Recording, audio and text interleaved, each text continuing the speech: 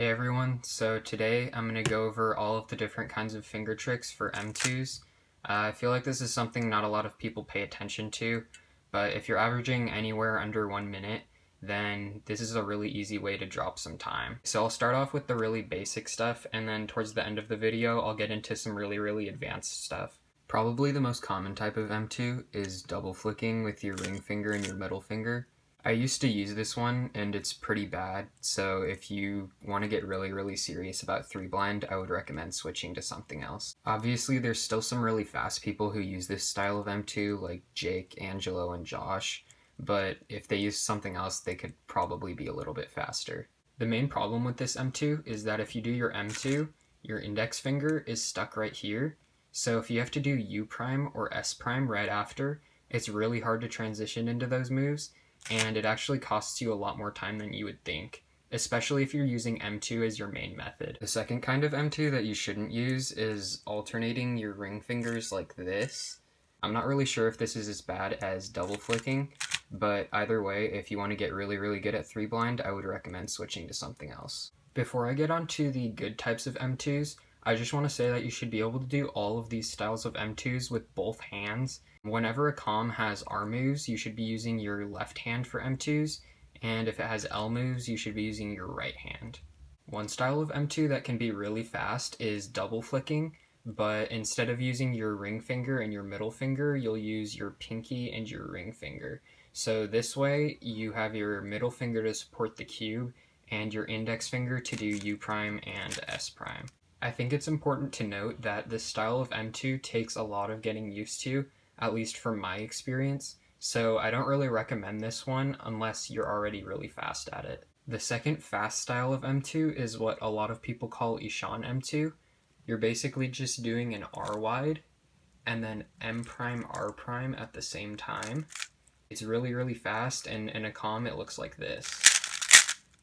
As I said earlier, it's really important to be able to do the mirror of all these finger tricks. So for the mirror of Ishaan M2, you would do L wide prime, M prime L. And obviously you would use that for LUM algs since you'll be using your right hand. So for this case, DF, UB, BL, if you were to do this with Ishaan M2, you would use your right hand since it's an LUM comm.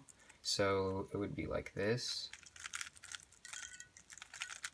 If you're averaging anything more than 30 seconds, then I would recommend only using Ishaan style M2.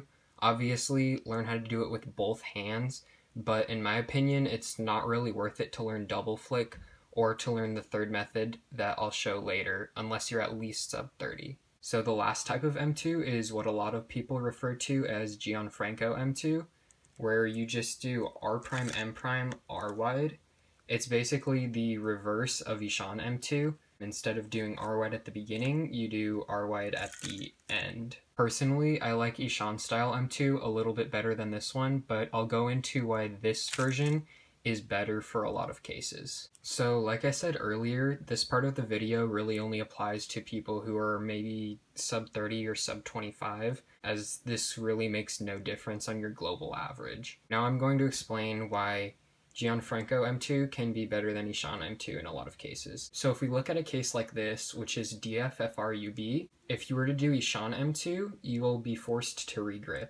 So you'll do your insertion, but you'll have to regrip during that U prime in order to do the M2. And then you'll have to do it at the end also. But if you were to do Gianfranco style M2 for this case, you can do your insertion, and you can leave your thumb on the top and still do the M2. So for this case, UF, DB, FR, if you were to use Gianfranco M2, it would look like this. And then you have the mirror, so for this case, you would use your right hand for the M2, like this.